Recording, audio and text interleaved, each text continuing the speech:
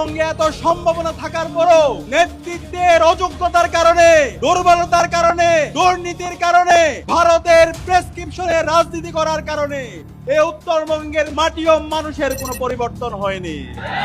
আগামী দিনে টেকনাফ থেকে তেঁতুলিয়া, রূপসা থেকে প্রাতুরিয়ার প্রত্যেকটি প্রান্তরে আগামী দিনে জামায়াত ইসলামীর দুর্নীতিমুক্ত নেতারাই আগামী দিনে বিজয় অর্জন করবে ইনশাআল্লাহ।